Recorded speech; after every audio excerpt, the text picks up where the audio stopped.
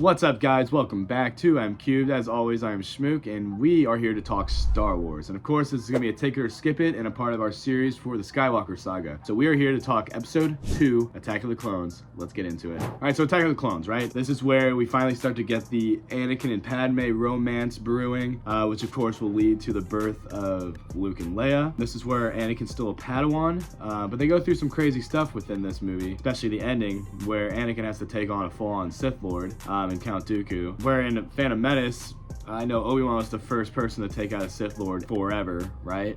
Which is crazy. Forgot to mention that in the episode 1 video, but anyway, Anakin is being trained by Obi-Wan Kenobi, and and of course we have Yoda around. We have Mace Windu, who's an awesome character played by the great Samuel L. Jackson. So what makes this movie pretty cool, to me, I think it's actually a really fantastic Star Wars movie. A lot of people kind of dog on it, and I don't understand why. The only part I don't love is the entire Naboo sequence, where it should be this amazing, like, Anakin and Padme falling for each other thing, right? But I think it just comes off as cheesy and corny. I just think Padme and Natalie Portman and Hayden Christensen ultimately don't have incredible chemistry together, but it is what it is. That's the only part of the movie I actually just don't enjoy, because I think from start to finish, outside of this little pocket, I think it's incredible. And of course the score is magnificent. Forgot to talk about that with episode 1 as well. John Williams doesn't miss. He doesn't miss. Like, from episodes 1 through 9, John Williams is the king. Like, almost every track is a banger, alright? But yeah, I love how this movie basically opens up with assassination attempts on Padme, to eventually Obi-Wan going to Kamino to confront this bounty hunter, Jango Fett, of course the father, Boba Fett, but yeah, at this cloning facility on Kamino, right? And that's where we get introduced to the clones, and this is, of course, the Attack of the Clones. This is the dawn of the Clone Wars. Of course, the movie ends with "Begun the Clone Wars have," or what, right? Which is said by Yoda. Yeah, this movie's just pretty awesome. Like, I think the fight sequence between Jango Fett and Obi-Wan is badass on Kamino, as well as just that whole Coliseum fight, where the Jedi battle, where you have all these Jedi taking on all these, like, Geonosians, and you have droids and all that, and then eventually the clones come in. It's like, okay, this is like the first battle of the Clone Wars, right? Which is what it's known for. It's like, it's literally the Battle of Geonosis. I just think it's top-notch Star Wars. I think it feels like Star Wars. I love, you get that hint of Darth Vader coming out from Anakin when his mother dies from the Sand People, right? The Tusken Raiders, which is awesome.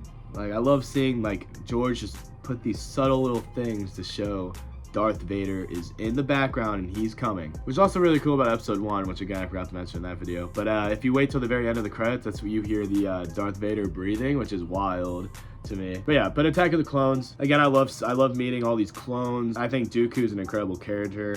He's not really a bad guy, you know? I mean, he is, but he's not like Sidious, where he's just completely evil, right? Where Dooku, at least, he's like, okay, well, I know the Jedi are a big fault for a lot of things going wrong in the galaxy, and the Clone Wars is what brings that to fruition a little bit, where it's like, okay, how much power do these Jedi have? Are they the protectors of the peace, or are they just trying to make it their way happen, right?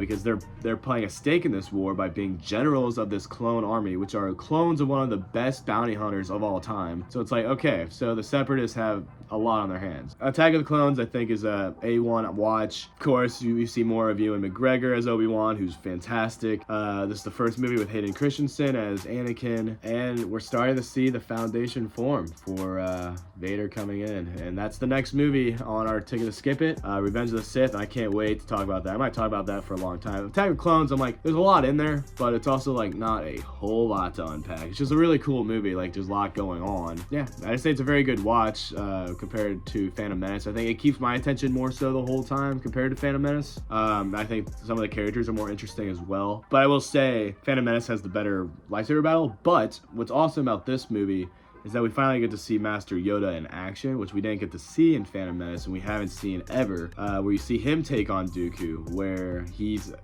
gets to display how powerful he is with the Force, where Dooku is as well, using Force lightning, and he's also one of the best duelists of all time, but Yoda's just going to town on him too. Like, it's crazy to see this little man who just walks with a cane most of the time. He's just tiny, but then when he whips out that lightsaber, he's a crackhead, which I love. But yeah, guys, I'm definitely gonna say this is a ticket. I love the prequels. All right, a lot of people really dog on the prequels. I like this way more than Phantom Menace, but I still think Phantom Menace is a good watch. And of course, Revenge of the Sith is a masterpiece, but we'll get to that soon. All right, guys, make sure to like and subscribe and leave your comments down below. As always, I'm Schmook, and I'll catch y'all very soon. Bye-bye.